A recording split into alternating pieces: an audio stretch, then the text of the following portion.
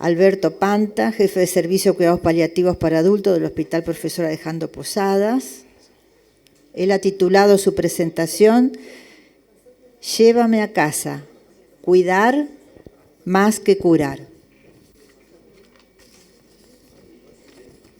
Sintéticamente, es médico de la Universidad Nacional de Rosario, ex médico residente y jefe de residentes de Clínica Médica del Hospital Alejandro Posadas.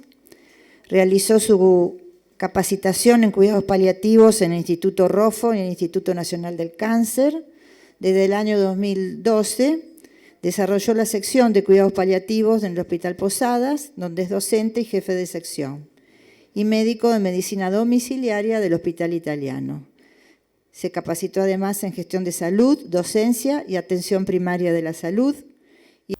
Bueno, gracias por este break. Gracias al colegio, a la Comisión de Bioética, por elegir los cuidados paliativos como la primera presentación. Me presento, perdón, ya me presentaron antes. Me llamo y me llaman Panta, viene de Pantaleón. Mi nombre en el documento dice Alberto del Bo. Así dicen. Quiero hacer mención inicialmente y brindar honores a una mentora, a una pionera de los cuidados paliativos, Mariela Bertolino, pionera en el país del desarrollo de los cuidados paliativos. Ella y muchas otras personas más hicieron que esa montaña rusa que vieron que al principio cuesta subir, quienes venimos después ya estamos gozando de ese envión, de ese gran envión que dieron en el país. Bueno, y como para empezar, les voy a contar un cuento.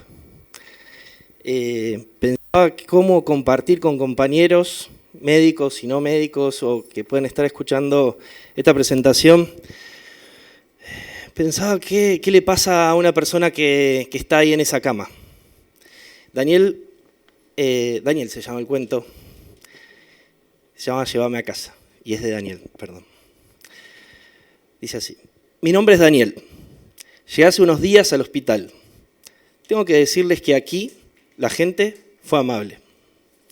Quiero contarles que hace tiempo un tumor empezó a crecer en mi pierna izquierda. Pierna que hace unos años usaba para meter goles.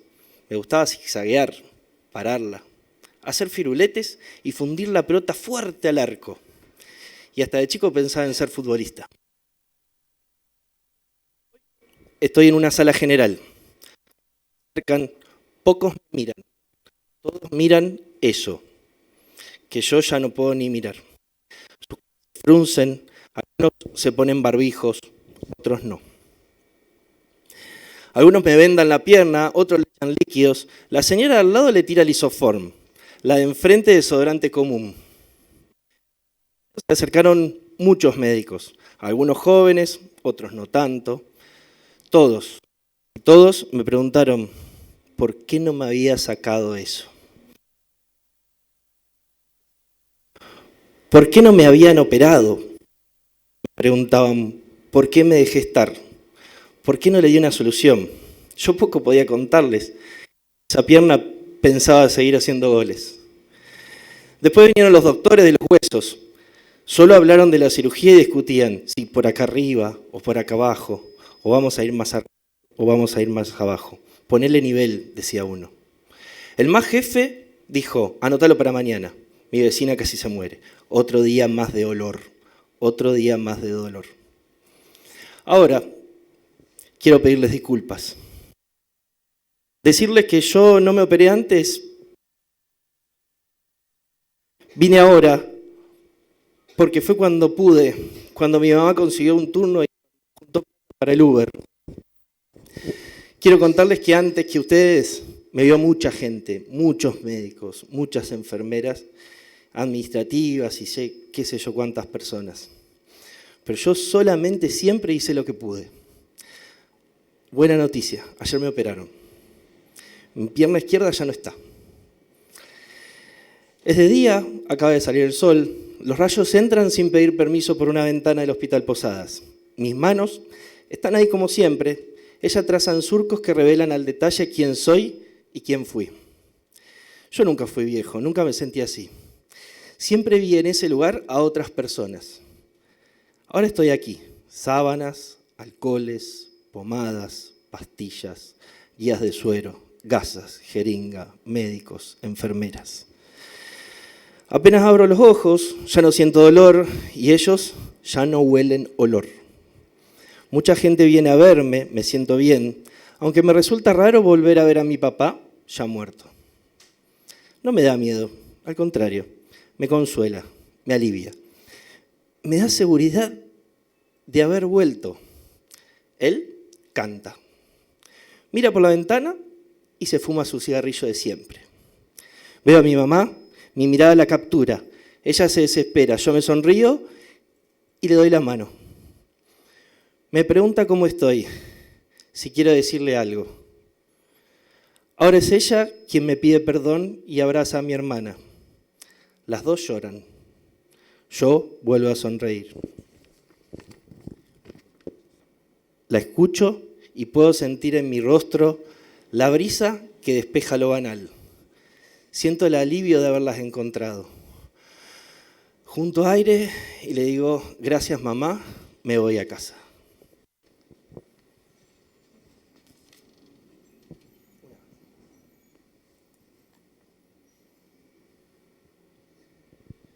Esa fue la historia de Daniel.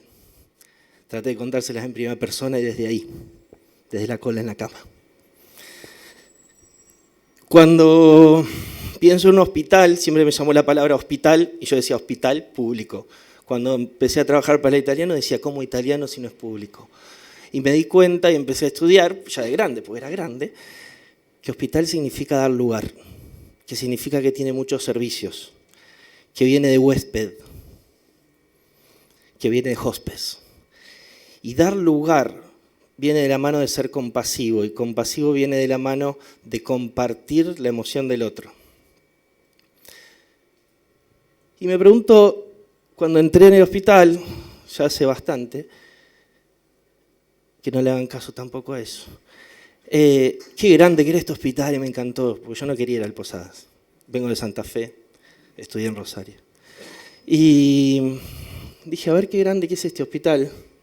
Y se puede estar cerca de una persona en un lugar tan grande. ¿Qué hace esto? ¿Qué hacen en esta casa tan gigante?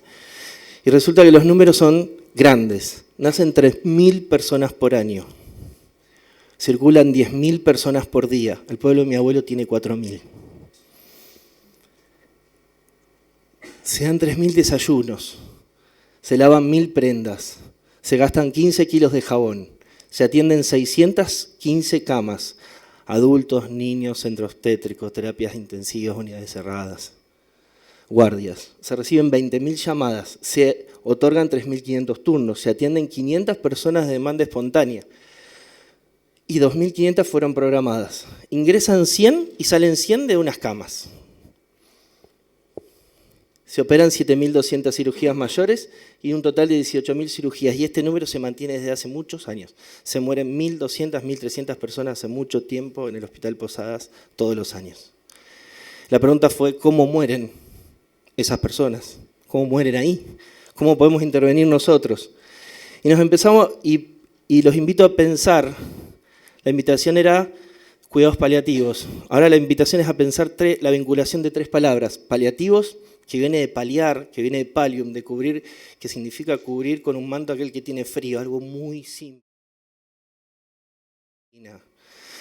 No significa nada más que cubrir con un manto aquel que tiene frío.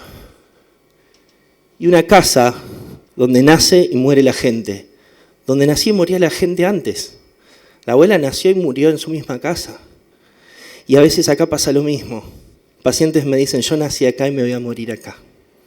Entonces digo, esto es una casa. Pero más que una casa es un lugar. Y acuérdense de esa palabra. Donde se da calidad de vida a las personas con enfermedades crónicas y a su familia o entorno social, se logra el alivio del sufrimiento e intentamos, como dijeron antes los compañeros, identificar de forma temprana evaluarlo y tratarlo al dolor como puerta de entrada, considerando a los problemas físicos, psicosociales y espirituales. Consideramos la puerta de entrada a los cuidados paliativos el dolor. Pero fíjense que hay una diferenciación de 3 palabras que en inglés suelen diferenciarse mejor, porque una es disease. Disease viene de la enfermedad y habla del sufrimiento físico. Pero fíjense esta, que es illness, que es padecimiento, y ahí se padece eso que se tiene. A veces uno dice, tiene el mismo cáncer, con las mismas metástasis, tiene una esposa y tiene una hija. Sin embargo, uno lo vivencia de una manera, ninguno de los dos tiene dolor, y uno lo vivencia de una manera y otro de otra. Porque no es solo una experiencia sensorial, sino que es emocionalmente aprendida, compartida y enseñada. Eso habla de la historia, de la biografía del dolor, de la biografía de esa persona, de esa familia, de ese entorno social a lo largo de la historia, que hoy lleva a que consulte en tu consultorio.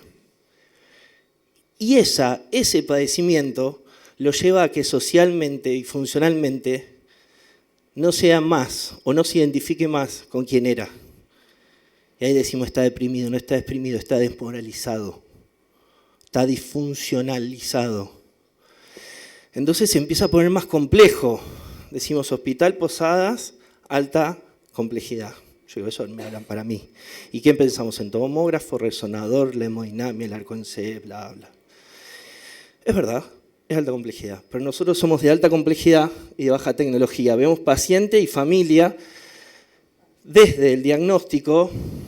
Casualmente nos ubicaron al lado de un centro de diagnóstico que se llama CAI, que es un consultorio de atención inmediata, que detecta a los pacientes tempranamente y tomamos a los pacientes, no los tomamos, los acompañamos a los pacientes, a las personas con enfermedad y su entorno social, desde el diagnóstico si podemos. Otros no. Otros los acompañamos más en el medio, como decía Mariano, en la fase de tratamiento. Fíjense que en el diagnóstico, los cuidados paliativos tenemos muy poquito para hacer. Y los cuidados específicos tienen mucho más. Bibliografía muy nueva, del año 92, le estoy diciendo, este es el manual de la OMS de cómo desarrollar un servicio de cuidados paliativos en un hospital público. Sigue vigente tal cual, como las normativas del ministerio. Quieren hacer un servicio de cuidados paliativos en su hospital, lean esto, lean, parezco el Eternauta, ¿no? Lo viejo funciona.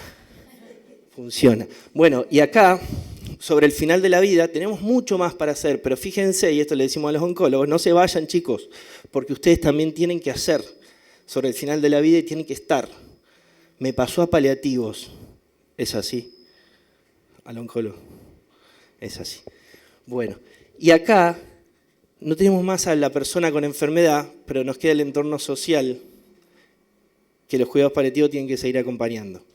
Y es el duelo, es el dolor de los deudos. Duelo viene de dolor. Y la gran pregunta, ¿dónde deberían ser cuidadas estas personas y dónde deberían morir? ¿Acá o donde vive la gente? La gente vive en su casa. Nosotros somos un equipo que depende del Ministerio de Salud de la Nación, que es una institución descentralizada de régimen de hospitales públicos nacionales de autogestión, en el gran oeste del conurbano bonaerense, el Palomar, Morón, Buenos Aires, donde el área de influencia, el área programática de un hospital nacional es la nación. Y el área de influencia, en este caso, son 13 partidos, 3 regiones sanitarias, las 7, las 12, las 5, rodean el hospital 6 millones de personas. Son 7 provincias. Nuestra historia corta empieza en el 2011, alguien tiene que ir a hacer una beca, nadie quería, me eligen a mí, yo no quería, voy igual. Sí, señor. Sí, señora directora. Fui. Me dice, andá y si no te gusta, volvés. Emoción. Conocí al equipo del Rofo, a Romy, a Álvaro, a mucha gente más, a Marcelo Iguam. Me enseñaron lo que eran los cuidados paliativos. Me enseñaron a que sonreír, a que llorar se podía, a que se podía compartir. Esto fue una beca del Instituto Nacional del Cáncer, recontra pujante en ese momento, enarbolado allá arriba. Nos formó, nos capacitó en una beca de 3 años. 2 años después tenías que hacer un servicio. Lo hicimos. Después, 2012, dijimos, bueno, el soporte de internación, esa gran casa hay que soportar la internación, pero no, nos dimos cuenta que la gente se iba a vivir a la casa. Y Dios, ¿por qué se va?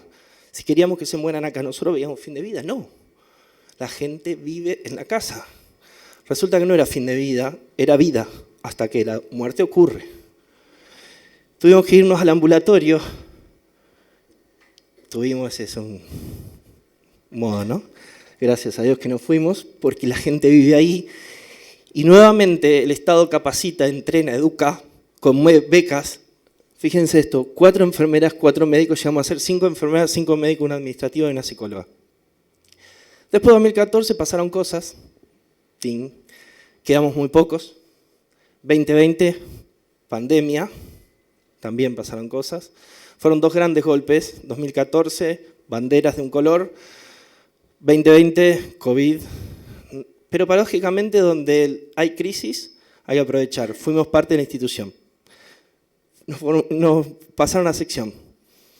Tuvimos un jefe, que sería yo, una secretaria, psicóloga. Y hoy, en vías de reconstruirnos, ya nos damos cuenta que no tenemos banderas. Solamente nos tatuamos la de posada y listo. El resto son banderas que se suben, se bajan.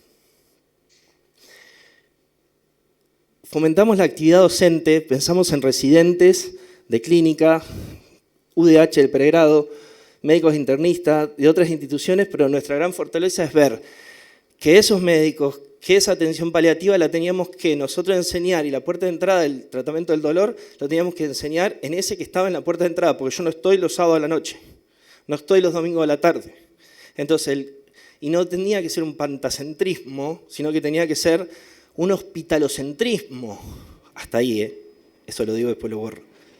Entonces les enseñamos a esas personas, a esos médicos, a esas enfermeras, a esos administrativos, a los de seguridad, porque ellos son la puerta de entrada. ¡Bájate! No, pará, vení, escuchá, amigo. Y empezamos a entrenar como pudimos y ellos empezaron a estar interesados en ver qué son los cuidados paliativos. Eso se llama el cambio de la conducta de la cultura institucional y tiene que ver con hacer política. Y empezamos a pensar que la rotación tenía que ser de médicos generalistas en el servicio, porque esos 6 millones se iban a la casa y la atención primaria se hace en terreno. Vemos 500 pacientes nuevos por año. Me emociono siempre así, no baja en ningún momento. Bueno, muchas gracias. Vemos 5.500 consultas ambulatorias. Hacemos soporte de internación, somos más o menos 20 pacientes que vemos internados, pero no son los que más me interesaba contarles hoy. Sí, 400 recetas de la ANMAT por mes, ¿sí? Y ahí es donde, hace interferencia, y ahí es donde pensamos, podrían ser del colegio también, y ahí es hacer una propuesta al colegio de que especialistas en cuidados paliativos tengamos una vía como para conseguir los recetarios triplicados más rápido. ¿Sí? Hoy el colegio está demorando, el colegio en toda la provincia está demorando muchos meses. La ANMAT hicimos una fuerte gestión en conseguir 400, dice, son muchas. Son mucha gente. Fue la respuesta. Entonces, conseguimos 420 recetas por mes de triplicado. Y solamente se puede dar tratamiento para 10 días. Y recibimos 3 auditorías de la CIGEN por año, con 2 faltas graves por no haberla hecho. ¿Sí? Cuando lo hicimos, ahora tenemos las felicitaciones, nos sacamos un sellito y nos va muy bien. Pero eso es gestión, y eso lleva tiempo. Yo no sabía lo que era gestión, por eso decidí volver a atender. Caracterizamos la población, la gente viene de La Matanza, y las 3M, Merlo, Moreno, Morón, vienen de allá. Algunos de Luján, algunos de un poco más lejos, pero en general son las 3M y la M. ¿De qué? Sí, de Moreno. Las 3M y la M. 60%, en realidad un 80% vienen de oncología. Hoy oncología del hospital está viendo una situación particular que tenemos muy pocos pacientes y nuestro servicio se ve que también estamos teniendo menos pacientes. Sí, estamos recibiendo muchos pacientes de pacientes que tienen PAMI. Son los niní. ni son pobres desvalidos sin nada, ni son personas que tienen obras sociales y prepagas que pueden... Son personas que tienen PAMI. Cuando decimos tienen PAMI nos parece que tiene 2 de 410. ¡Ah, tiene PAMI! ¡Wow! ¿Pero qué pasó? No, y fíjense que de los que atendemos, 47,2 da el promedio de los 12 años. La mitad y la mitad. Y de esa mitad, la mitad no capita en el Posadas. Y menos ahora, porque pasamos de una cápita de 22.000 personas, abre Santa Clara, pasan 20.000 a las diferentes cápitas y nos quedamos con 2.000. ¿Sí? Entonces, todas estas cosas las tenemos que saber como médicos. Tenemos que saber de gestión, tenemos que saber que el paciente viene y se le cobra. ¿Sí? No plata, pero si tiene PAMI se le cobra la prestación. Y los indicadores, fíjense, y ahí viene un poco la pregunta, ¿dónde se muere esta gente? Se muere la mitad y la mitad de nuevo. Si suman domicilio con clínica médica de internación, EMA, suman lo de abajo más la barra grande de arriba, te da que la mitad se muere en la casa y la mitad se muere institucionalizada. Entonces, sabemos que la muerte en domicilio no debería constituir un indicador de calidad de asistencia en los cuidados paliativos. Sin embargo, si medimos indicadores de calidad de asistencia en las personas que murieron en la casa, ¿sí? ¿Se entiende la diferencia? Porque morir en la casa puede ser una falta de acceso. Eso lo vieron los españoles, dijeron, se murieron un montón en la casa, somos unos genios. Cuando vieron por qué se murieron es porque la ambulancia no llegó. Sin embargo, si acompañamos a las personas y medimos la calidad de indicadores de esa persona que murió en la casa acompañados, la calidad de asistencia va a ser mejor. Entonces no tiene que ser casual, tiene que ser programada. Y tenemos que saber que muchas personas van a elegir morir en la institución. El lugar de la muerte debería ser aquel que haya sido elegido por el paciente y su familia. Lo que limita la muerte en domicilio es el sufrimiento. Y acá, atención para las obras sociales y prepagas, se internan por claudicación familiar y síntomas no controlados, y esto es lo que digo, no son los insumos. Te damos todo, colchón de aire, empieza la larga lista, soy medical, me lo dijo. 2 minutos, ¡puf!, me sobra. ¿Dónde se mueren las personas? Fíjense lo que le pasa a la gente, el síndrome del radar. Vienen, se atienden, se van y se pierden. Se lo otorga un tratamiento y se vuelven a ir. ¿Por qué? Porque somos un sistema orientado a la atención de procesos agudos materno-infantiles y que tenemos que rediseñarlo a pensar en determinantes sociales de salud. Otra bibliografía nueva, 1974, el informe de Lalonde, ministros de Sanidad de Canadá, que dice, no se enferman por cuestiones biológicas infecciosas, se mueren y se enferman, y los perfiles de enfermedad vienen determinados por el ambiente laboral, la educación, las condiciones de vida, de trabajo, desempleo, ¿sí? Necesitamos saber más de salud pública. Y otra vez, y acá la gran pregunta, ¿dónde se debe morir esta gente? Se debe morir en un lugar. ¿Qué es esto? La teoría del lugar y no lugar viene acuñada por Marc Augé, es un francés, escribe un libro que se llama Los no lugares, es antropólogo. Cuando uno empieza a ver por qué estudia gente, tiene que ir a ver el estudio de la gente. Entonces, tenemos que empezar a leer esta bibliografía. Y les digo 2 cositas. El lugar antropológico es aquel lugar donde esa persona adquiere identidad, historia, relaciones, pertenencia, memoria y vínculos sociales. Reconoce a las personas y se construyen narrativas que se anclan en recuerdos. Mientras que el no lugar no es opuesto al lugar, deben existir transitoriamente no lugares para llegar al lugar. Un hospital puede ser un lugar para mí, un no lugar para otro, un lugar para un paciente y un no lugar para otro. Y deben transitar esos no lugares para llegar a conformar ese lugar antropológico que, como decía Ollé, viene de una sobremodernidad o una supermodernidad donde hay exceso de tiempo. En este momento están ocurriendo muchas cosas, el tiempo nos apremia, está el tiempo del WhatsApp, el tiempo de los nenes, el tiempo de que está pasando en la pantalla, el tiempo que estoy haciendo la presentación. El exceso de espacio nos da lo mismo, podemos ir a Canadá en un avión esta tarde si queremos, y el exceso de individualización, estamos en todos lados, somos un montón, pero no estamos con nadie. La soledad de estar en un lugar rodeado de mucha gente. El tipo lo piensa en el 92, se muere en el 23. Vio el desarrollo de todo esto. El lugar antropológico, la guía debe ser la biografía de esas personas, tomar las pequeñas memorias que humanizan ese espacio, generar rituales, llegar a esa despedida. Llegué a la despedida, acompañé a esas personas a que puedan despedirse. Ellos se despiden de él. Yo los acompañé, nosotros, equipo, los acompañamos a que logren su despedida. Wenceslao, cortito.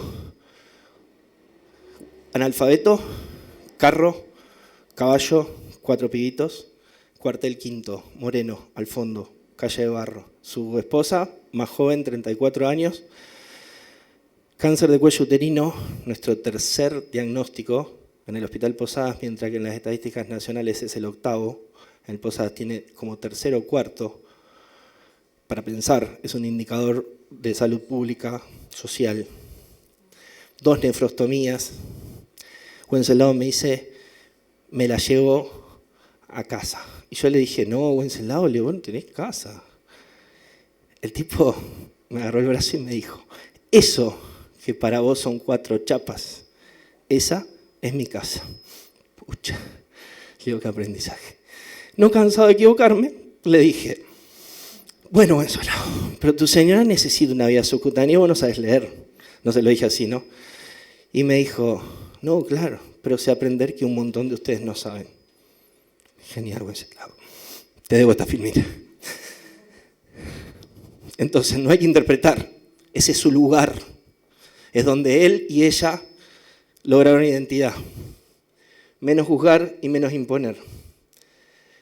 Pensar la multidimensión de todo esto que le estoy diciendo, no hay otra manera de volver a alma ata.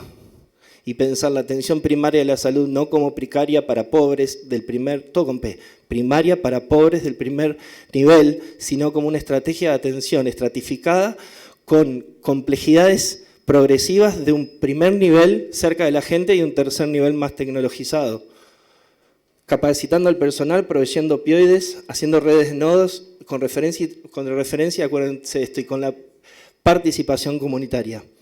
Las personas programadas y planificadas, el equipo de salud proactivo y el paciente activo informado e involucrado. Políticas públicas de salud, la ley que habló Peri.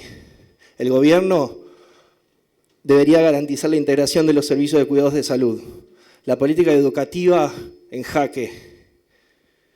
La política de medicamentos, muy del remo de todos, ¿sí?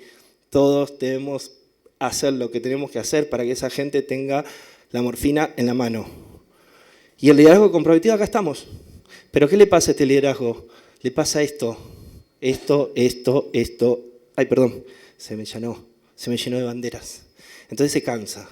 Y puede hacer una red que no tenga estas banderas. Esta red ya empezamos en el 2015, no son frustraciones, sino que son antecedentes. Somers, Posadas, Instituto Nacional del Cáncer, empezamos con algo. Hicimos la llamada Red del Oeste, teníamos un supervisor, Rofo, Posadas, Sommer, Moreno. Se van haciendo y disolviendo, ¿sí?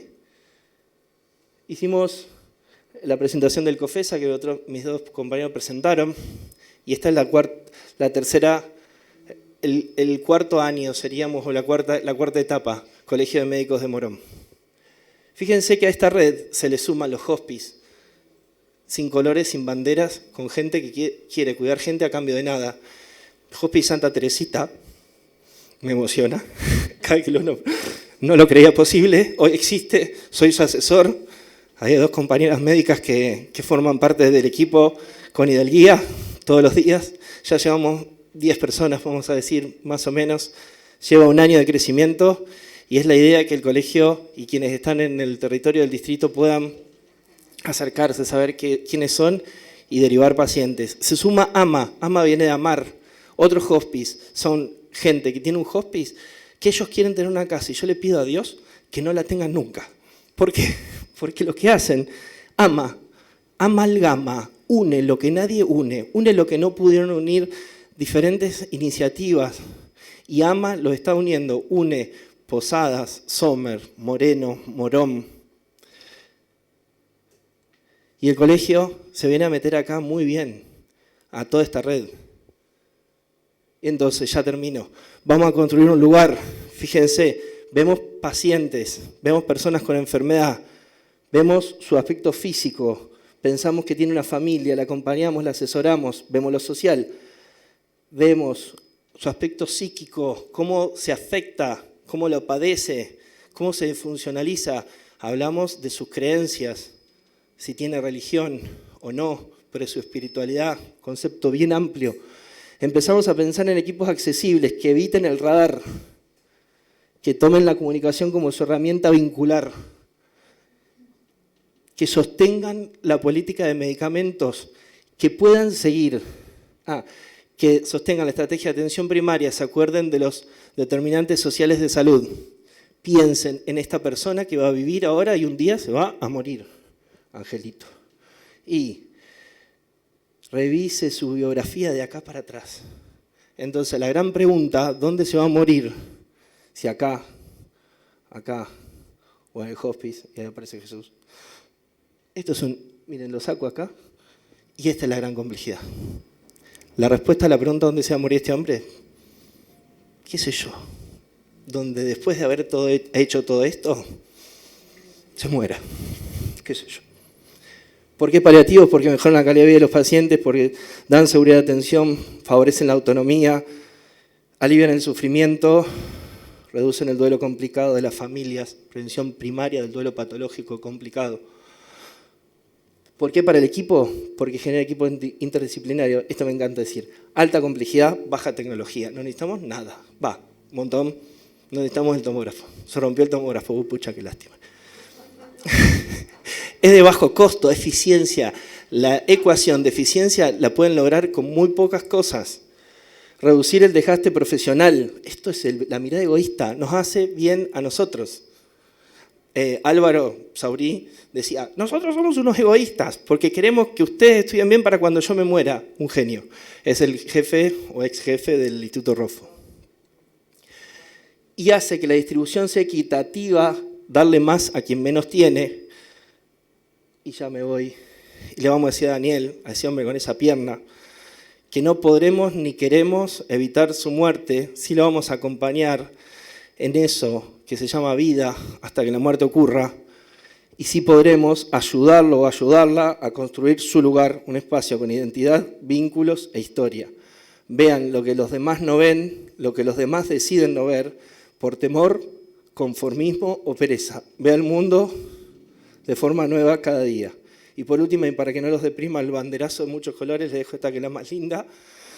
Y esto, más educación pública, más salud pública.